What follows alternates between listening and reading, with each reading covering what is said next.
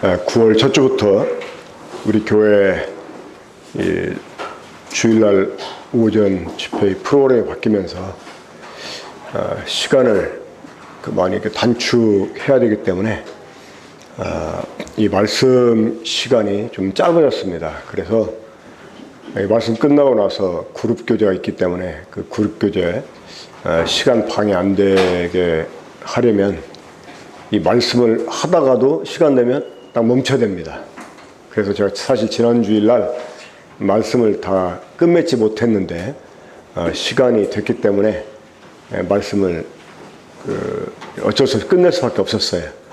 그래서 오늘 지난주 말씀 이어서 마무리를 짓는 시간 갖도록 하겠습니다. 먼저 우리 요한계시록 3장 19절 보도록 하겠습니다. 학개서 1장에 있는 말씀과 연관해서 요한계시록 3장 19절 함께 한 절만 우리 한 목소리로 읽도록 하겠습니다. 네, 요한계시록 3장 19절입니다. 네, 함께 읽겠습니다. 한 목소리로 함께 읽겠습니다. 자, 시작. 물은 내가 살아난 자를 책망하여 징계하노니 그러므로 내가 열심을 내라 회개하라. 물은 내가 살아난 자를 책망하여 징계하노니 그러므로 내가 열심을 내라 회개하라. 줬던 물건이 그 물건이 만들어진 목적대로 사용되지 못하게 될 때 우린 그 물건을 향해서 쓸모없다 말하거나 아니면 고장났다고 말하게 될 것입니다. 이렇게 쓸모없고 고장나버린 물건 대체적으로 어떻게 합니까? 폐기 처분하든지 아니면 반품하든지 아니면 다른 사람 줘버리든지 그렇게 처리할 것입니다.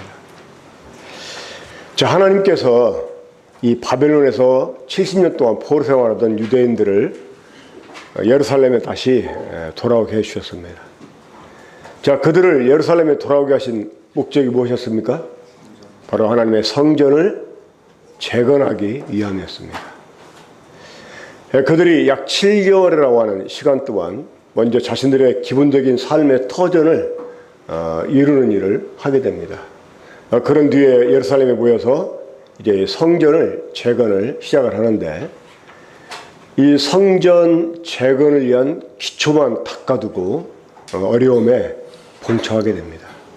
사랑하는 여러분, 이 하나님의 일을 우리가 해 나가는 데 있어서 그것이 하나님의 인도하심이고 또 하나님이 함께 하시는 일이라 할지라도 거기에는 언제나 시련이 있다는 사실 우리 기억을 해야 됩니다. 우리가 하나님의 일을 하지 않으면 원수들도 잠잠해요. 하지만 우리가 하나님의 일을 하게 되면 이 마귀도 함께 일을 하게 됩니다. 처음에는 회유하게 되고 아니게 되면 핍박하게 되는데 하지만 하나님께서 이런 일을 허락하시는 것은 우리를 테스트하기 위함입니다. 자, 나중에 결론 같은 말씀입니다만은 유다인들이 성전 재건을 다시 이제 시작을 했을 때 상황이 바뀌었었나요? 상황은 그대로였습니다. 하지만 이들이 하나님 말씀을 듣고 하나님을 의지하는 마음으로 일을 시작했을 때 하나님이 그 환경도 바꿔주셨던 것을 보게 됩니다. 그러니까 우리가 하나님의 일에 대한 확신을 가지고 일을 시작하게 되면 그 일에는 분명한 시련이 따르게 되는데 우리가 이러한 시련에 맞서서 믿음을 지키고 우리가 끝까지 충성하게 되면 하나님께서는 오히려 이 모든 것을 합력해서 선을 이루시기 때문에 그 일을 통해서 더 많은 열매를 맺게 하신다는 것입니다. 자, 이러한 시련이 왔을 때 유다인들은 이 성전 재건을 그만 중단해 버리고 말았습니다. 무려 몇 년 동안? 16년 동안. 자, 그리고 이제 유다인들은 이 하나님이 자신들을 예루살렘에 돌아오게 하신 그 목적에 맞는 삶을 포기하고 이제 그 목적과는 맞지 않는 이러한 삶을 살게 됐습니다. 자, 그로 인해서 그들은 이 하나님의 여러 가지 징계를 받게 되죠. 자, 우리가 이 땅을 사는 동안 우리를 하여금 이 땅에 존재하게 하신 하나님의 목적, 그 목적에 걸맞는 이런 삶을 우리가 살지 못하게 되면 우리들에게 고통이 따라오게 될 것입니다. 이 하나님의 목적에 맞지 않는 삶을 사는 것은 마치 무엇과 같으냐면, 여러분 우리가 흔히 삐었다 이렇게 말하잖아요. 발목을 삐었다, 뭐 팔을 삐었다, 우리가 삐었다는 말 하잖아요. 이것은 이제 관절이 어긋났다 그 말입니다. 뒤틀어졌다 그 말입니다. 이 차라리 뼈가 부러지면 이 뼈 자체는 신경이 있기 때문에 아프지 않아요.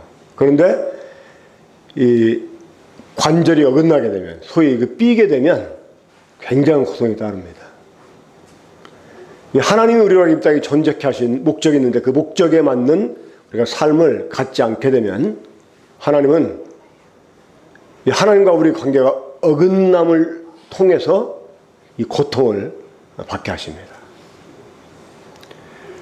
이스라엘 사람들이 열심히 자기 가정을 세우기 위해서 일을 했지만 하나님이 그들의 수입을 우리 줄어들게 하고, 많이 일을 했지만 그 수고가 헛되게 하는 이러한 그 징계를 내리게 되죠.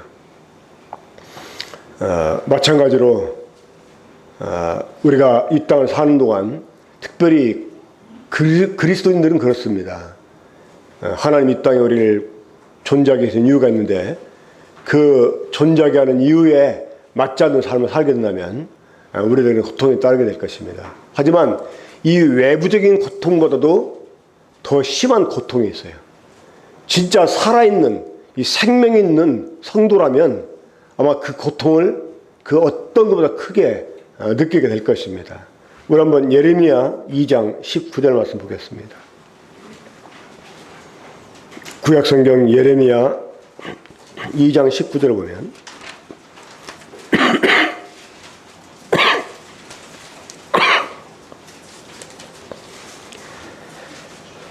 예레미야 2장 19절 제가 읽겠습니다. 내 악이 너를 징계하겠고 내 반역이 너를 책망할 것이라. 그런즉 내 하나님 여호와를 버림과 내 속에 나를 경함이 없는 것이 악이요 고통인 줄 알라. 주 만군의 여호와의 말씀이니라. 이 하나님을 버림과 내 속에 나를 경함이 없는 것이 악이고 고통이다, 이렇게 말씀했습니다. 우리가 하나님이 우리 이 땅에 존재하게 한 목적을 우리가 잊어버리거나 그 목적을 우리가 소홀히 여기는 것은 마치 하나님 버린 것과 다를 바가 없는 것이죠. 자, 우리 시편 51편도 한번 보겠습니다. 시편 51편, 다윗이 범죄한 이후에 하나님께 자신의 죄를 자백하면서 탄원했던 내용 가운데 한 가지가 나오는데요. 시편 51편입니다. 8절입니다. 시편 51편 8절 함께 읽어볼까요? 자, 시작. 내게 즐겁고 기쁜 소리를 들려주시사 주께서 꺾으신 뼈들도 즐거워하게 하소서. 이 다윗이 하나님에게서 어긋나는 이런 행동을 했을 때 이 다윗은 마치 자신의 뼈가 꺾어지는 것 같은 이런 영적인 고통을 느꼈습니다. 그래서 자신의 죄를 회개하면서 하나님께 지금 그런 탄원하고 있는 것입니다. 내게 즐겁고 기쁜 소리를 들려주시사 주께서 꺾으신 뼈들도 즐거워하게 하소서. 그러니까 이 뼈가 꺾어지는, 우리가 하나님의 뜻에 맞지 않는 삶을 살게 될 때 이 하나님 우리로 하여금 존재케 하는 그 목적에 맞는 삶을 우리가 포기하게 될 때 우리들에게 이 영적인 고통이 따르게 된다고 하는 것입니다. 그 무수한 많은 징계보다도 사실은 더 고통스러운 것이 이 영적인 고통입니다. 이런 영적인 고통을 아는 사람들이 오히려 참 복이다, 이렇게 말할 수 있을 것입니다. 자, 우리가 함께 읽었던 오늘의 본문 요한계시록 3장 19절에서 우리 주님은 무릇 사랑하시는 사람들에게 책망하시고 징계하신다라고 말씀했습니다. 그러니까 이 회개를 촉구하기 위해서, 다시 우리를 고쳐주시기 위해서 하나님이 우리를 창조하시고 이 땅에 존재하게 하신 그 목적에 맞는 삶을 살게 하시도록 우리를 온전케 하시기 위해서 먼저 주님이 하시는 일이 있습니다. 어떤 일일까요? 자, 여기에서 책망하시고 징계하신다 그랬는데, 하나님이 우리를 책망하실 때 주로 뭘로 책망하십니까? 말씀으로 책망하시죠. 자, 하나님이 그래서 그 문제 있는 사람들을 고치시고 그들을 온전케 하시기 위해서 하나님 먼저 하시는 일이 있어요. 어떤 일이냐? 말씀을 보내시는 일을 하시게 됩니다. 우리 학계 이제 1장을 봅니다. 학계 1장 보면 12절 말씀입니다. 스알델의 아들 스룹바벨과 여호사닥의 아들 대제사장 여호수아와 남은 모든 백성이 그들의 하나님 여호와의 목소리와 선지자 학계 말을 들었으니 이는 그들의 하나님 여호와께서 그를 보냈습니다. 자, 지금 유다인들이 하나님의 말씀을, 그리고 그 하나님 말씀을 전하는 선지자의 목소리를 들었다, 이렇게 말씀하고 있습니다. 그 이유는 하나님이 그 학계 선지자를 보냈기 때문이라고 말씀하고 있는데, 자, 하나님의 사람들이 하나님의 말씀을 듣게 될 수 있는 것은 바로 하나님이 그들에게 하나님 말씀을 보내주시기 때문이라고 하는 것입니다. 시편 107편 한번 보죠. 시편 107편 20절 말씀 보면, 이 하나님 말씀에 어긋나는 삶을 살던 사람에게 하나님이 징계를 하셔서 그를 고통 속에 있게 하십니다. 그런 사람이 고통 가운데서 하나님께 부르짖을 때 하나님이 그 사람을 고통에서 건져주시기 위해서 하시는 일인데, 20절 말씀 보시면 그가 그의 말씀을 보내어 그들을 고치시고 이랬습니다. 그러니까 하나님이 영적으로 문제가 있는 사람들을 고쳐주시고 그들을 온전케 하시기 위해서 먼저 하시는 일, 어떤 일입니까? 바로 말씀을 보내시는 일을 하는 거예요. 이 말씀을 보내셔서 말씀으로 그들을 고쳐주시고 그들을 그 위경 가운데서 건져 주신다고 하는 것입니다. 그러니까 하나님이 사랑하신 자를 무릇 책망하시고 징계하신다 이랬는데, 이 책망의 말씀을 먼저 듣는 것도 어떻게 보면 하나님의 은혜다, 이렇게 말할 수가 있습니다. 이 시간 우리 사랑하는 군포교회 성도들이 이런 하나님의 말씀을 듣는다고 하는 것 자체가 하나님의 은혜이고 하나님의 긍휼이다라고 말할 수 있겠습니다.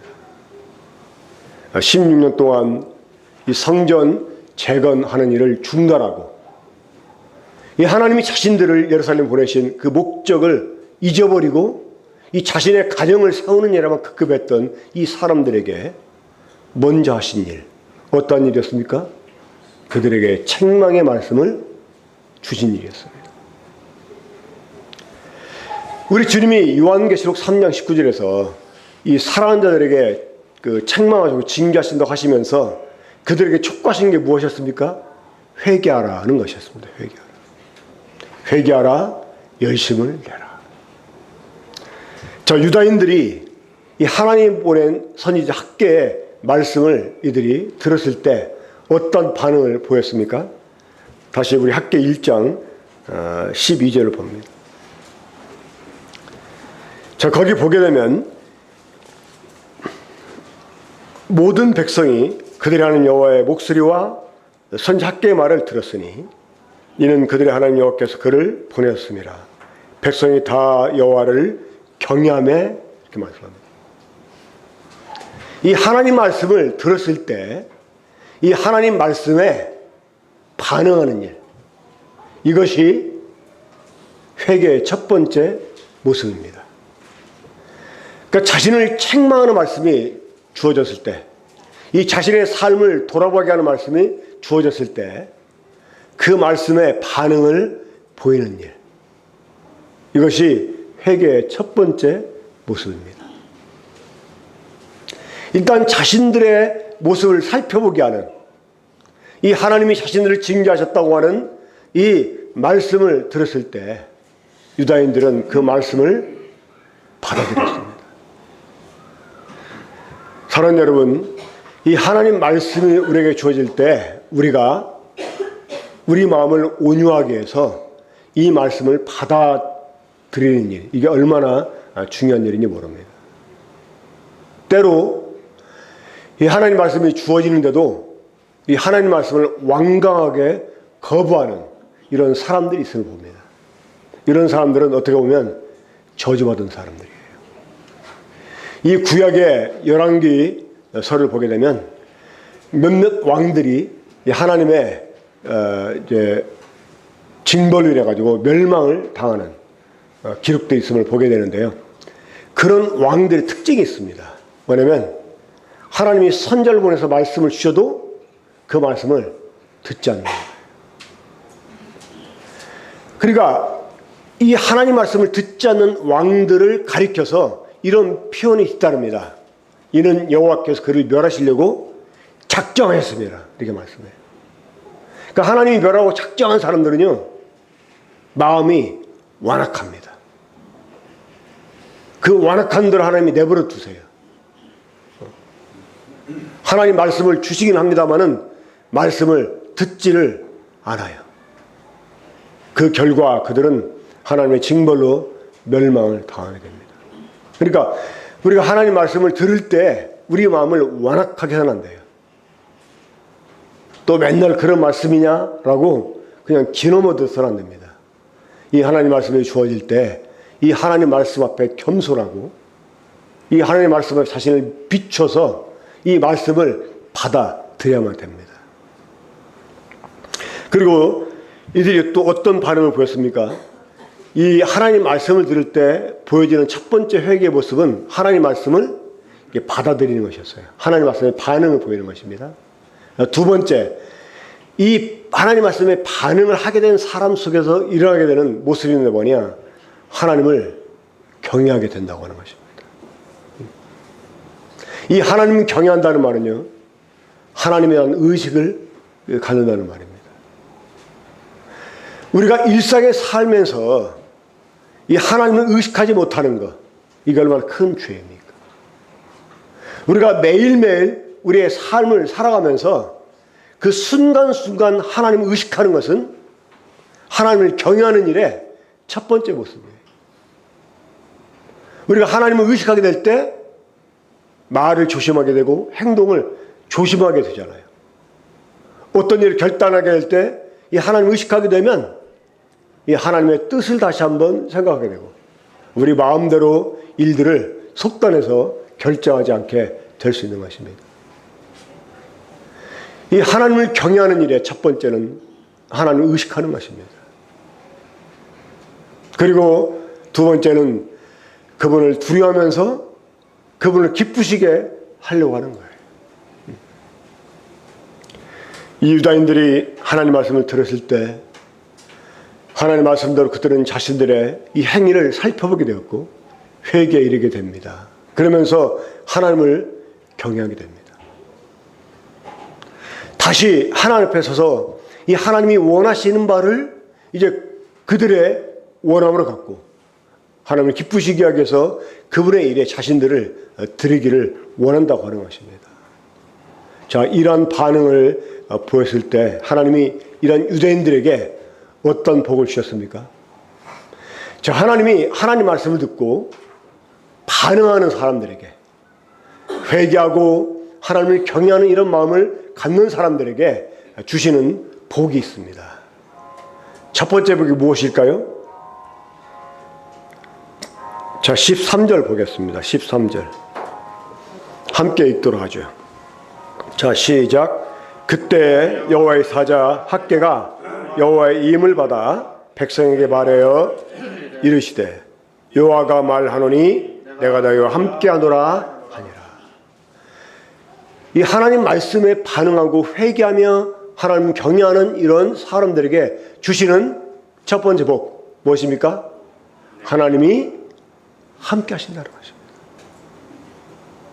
사실 우리 하나님이 함께 하신다라는 이러한 말로 얼마나 스스로를 많이 위로합니까? 하나님이 함께 하실 거야. 하나님 함께 하시기를 기도할게. 이러면서 또 다른 사람에게도 이런 그 말로 위로를 많이 하는데요. 문제는 진짜 하나님이 함께 할 만한 이런 상태에 지금 내가 있는가? 이게 중요한 거예요. 이 16년 동안 그 유다인들이 성전 재건하는 일을 중단했을 때 그들에게 하나님이 함께 하지 않았었나요? 하나님 함께 하긴 했죠. 그렇죠? 하지만 돕지 않았습니다. 하나님이 그들을. 하나님이 그들의 삶을 보호하지 않았어요. 자, 여기에서 하나님이 함께 한다는 의미가 무엇입니까? 하나님이 너와 함께 하실 거야. 하나님이 네가 하는 일에 함께 하실 거야. 하나님이 내 가정에 함께 하실 거야. 하나님이 네 심령에 함께 하실 거야. 하나님이 네 사업에 함께 하실 거야. 이러면서 우리가 이 함께 하신다는 말을 많이 하는데요. 하나님이 함께 하신다는 것은 어떤 의미가 있습니까? 하나님 우리의 삶을 인도하시고 하나님 우리의 삶을 보호하시고 하나님 우리의 일을 형통케 하신다는 그런 의미가 있는 것입니다.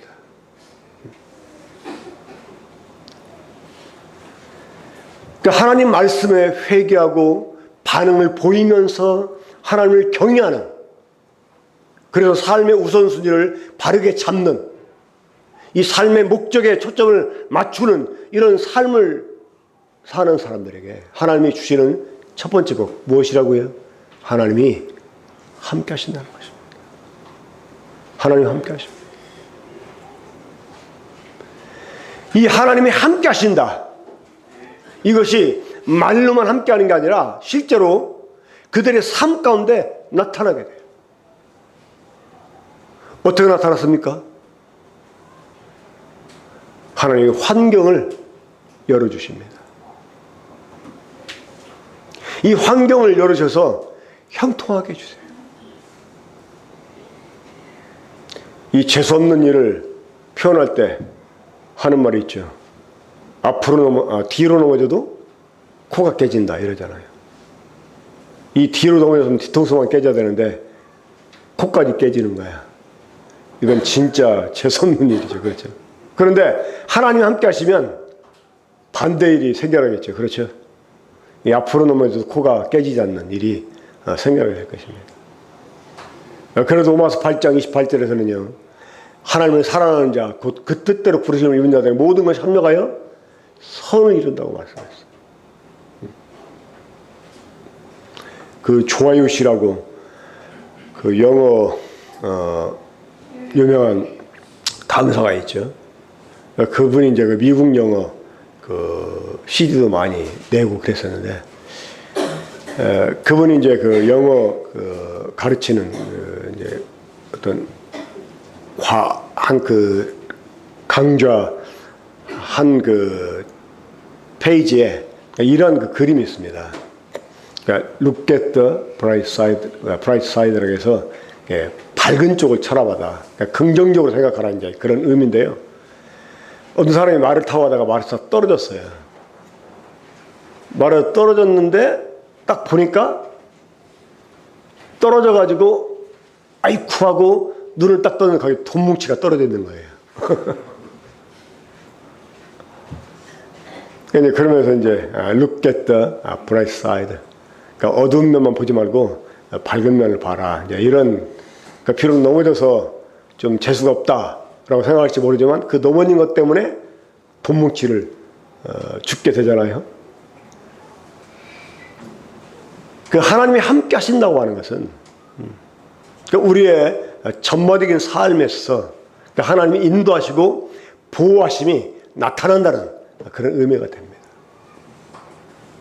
그러니까 하나님 말씀에 우리가 반응하면서 회개하고 하나님을 경외하는 이런 마음을 가지고 우리의 삶을 스스로 고치게 될 때 하나님은 우리와 함께 해주시고 모든 범사가 형통하게 해주시고 그리고 환경을 열어주시게 된다고 하는 것입니다. 무엇보다도 이 하나님이 함께 하실 때 주어지게 되는 복이 있습니다. 뭐냐? 이 마음에 담대함이 생긴다는 것입니다. 이 하나님께서 종종 그 성도들에게 하시는 말씀을 씁니다. 두려워하지 말라. 내가 너와 함께 하느니라. 놀라지 말라. 이러면서. 담대하라. 이러면서. 그러니까 하나님이 함께 하시게 될 때 우리에게 정말 주어지게 되는 거야. 그게 뭐냐? 담대함이에요. 이 하나님 말씀을 들었던 유다인들이, 내가 너와 함께 한다 하는 하나님 말씀을 들었던 유다인들이 마음에 담력을 가지게 됩니다. 그리고 여전히 원수들은 이 하나님 성전 재건한 일을 방해했지만 두려워하지 않고 밀어붙이게 됩니다. 그러할 때 하나님이 이 환경을 열어 주셨던 것을 우리 이 성경을 통해서 확인할 수 있습니다. 이 하나님이 함께 하시게 되면 마음에 담력이 생기게 됩니다.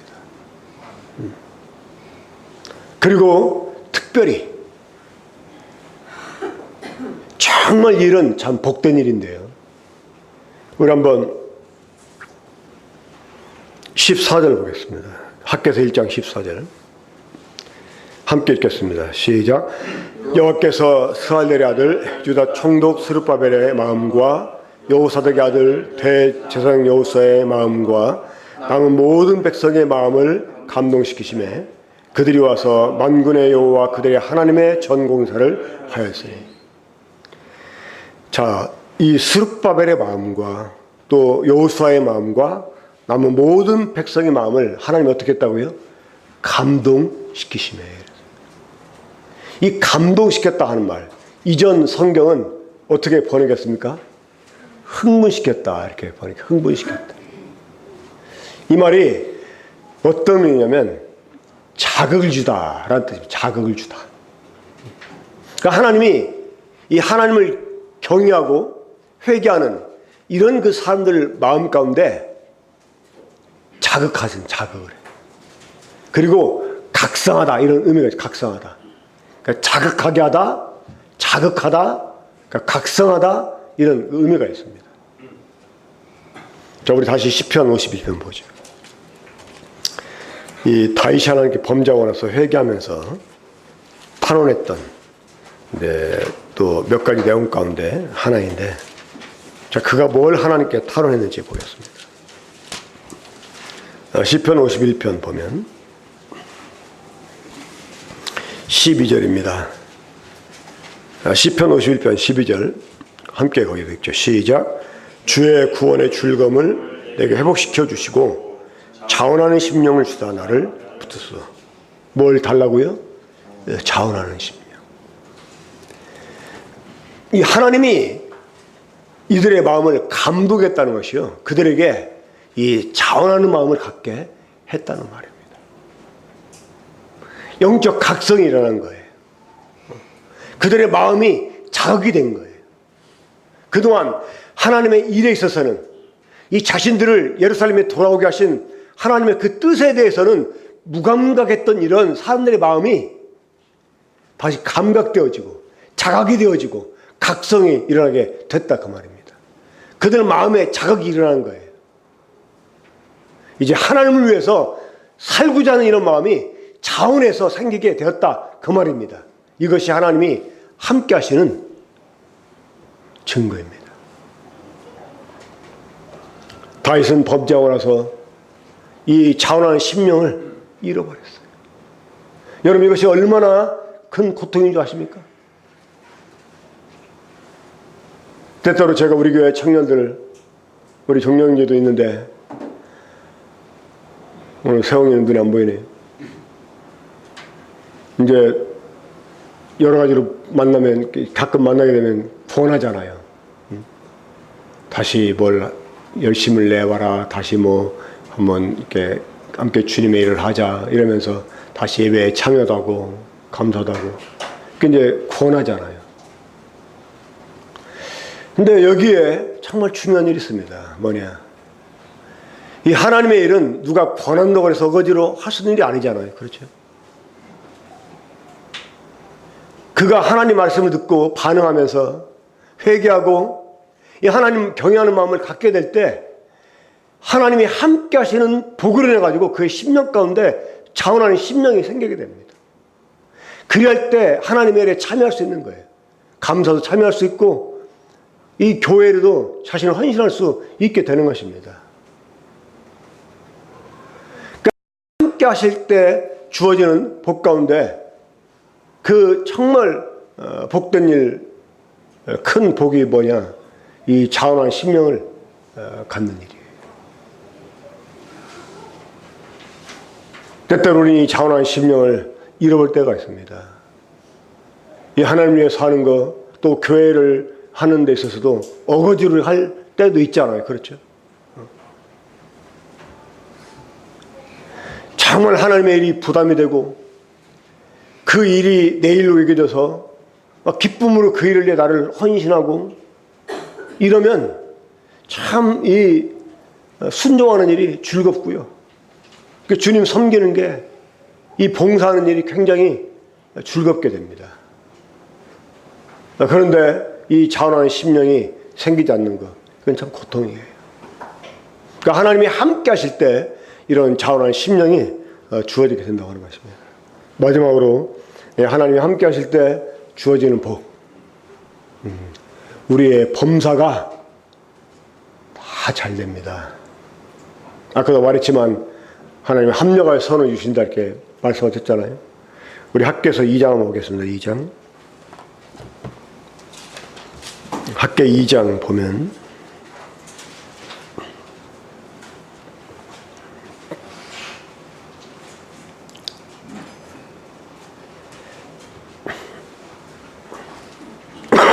(18절) (19절) 보겠습니다. 너희는 오늘 이전을 기억하라. 아홉째 달 24일 곧 여호와의 성전지대를 쌓던 날로부터 기억하여보라. 곡식 종자가 아직 창고에 있느냐? 포도나무, 무화과나무, 석류나무, 감람나무에 열매가 맺지 못하였었느니라. 그러나 오늘부터는 내가 너에게 복을 주리라. 그러니까 이전 목적에 맞지 않는 이런 삶을 살게 될 때 그들은 헛된 수고 그리고 피곤한 삶을 살았어요. 이 만족하지 못한 삶을 살았습니다. 하지만 이제부터는 하나님께서 복을 주시겠다는 것입니다. 우리가 하나님의 말씀에 반응하고 회개하고 하나님을 경외하는 마음을 갖게 될 때 하나님이 함께 하시면서 우리에게 담대함을 갖게 하시고 또 환경을 열어주시고 또 자원하는 심령을 갖게 하시면서 그런 일을 계속 할 수 있도록 하나님이 우리 모든 일에 복을 주신다는 것입니다. 자, 하나님이 우리를 다시 말해 구원받은 성도를 이 땅에 남겨두시는 이유 무엇 때문이라고요? 바로 하나님의 처소를 세우는 일을 위해서입니다. 이 하나님의 처소가 무엇입니까? 바로 교회입니다. 지금 우리 주님이 하늘 우편에 앉아 계시면서 불갑을 왕노릇 하고 계십니다. 왜요? 모든 원수가 주님 발 아래 굴복될 때까지. 이 모든 원수가 굴복될 때까지 언제입니까? 바로 교회가 완성될 때까지입니다. 이 교회가 완성이 되면 우리 주님이 다시 오세요. 그러니까 지금도 우리 주님은 이 교회 완성을 위해서 일하고 계세요. 자, 교회를 완성하기 위해서 해야 되는 일 두 가지가 있습니다. 무엇입니까? 전도하는 일과 세워진 교회를 유지하는 일이에요. 이 건물을 짓기 위해서는 건물 지을 재료가 필요합니다. 그렇죠?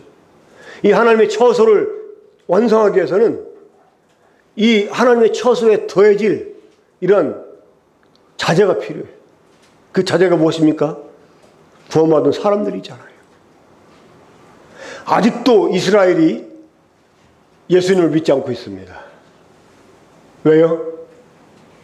이방인들의 수가 아직 덜 찼기 때문입니다. 하나님이 정해놓으신 이방인들의 수가 있어요. 이 이방인들의 수가 차면 다시 복음이 이스라엘로 되돌아가게 됩니다. 그때까지 이스라엘이 지금 완악하게 되어 있는 거예요. 그렇기 때문에 이 이방인들의 수가 찰 때까지 우리 계속 전도를 해야 돼. 이 군포 지역에 아마 하나님이 정해놓은 수가 있을지 모르겠습니다. 그 수가 차기까지 우리가 사람들을 데려다가 그들로 하여금 하나님의 처소가 되게 하는 일을 해야만 됩니다. 그리고 이미 세워진 교회가 평안 가운데 잘 유지가 되도록 우리가 서로 살아가면서 서로를 세우는 이러한 일에 우리가 또 최선을 다해야만 되는 것입니다. 이것이 우리가 이 땅에 존재하게 되는 목적입니다.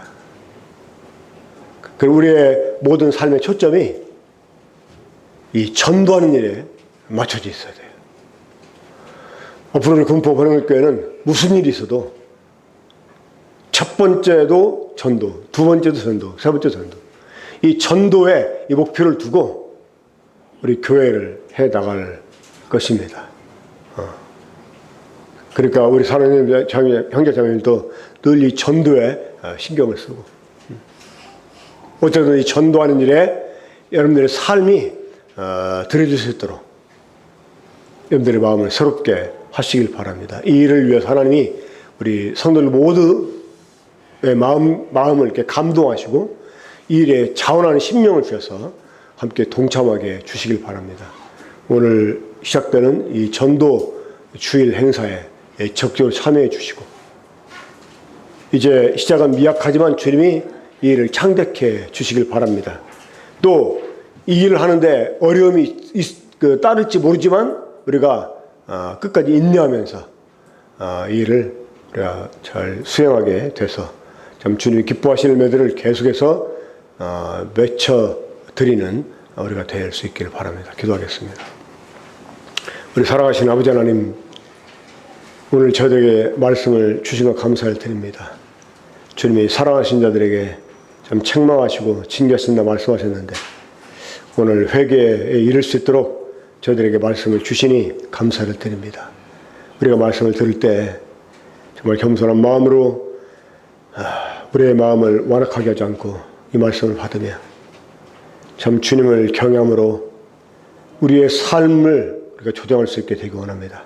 주님, 우리를 위해서 이제 역사에 주시옵소서.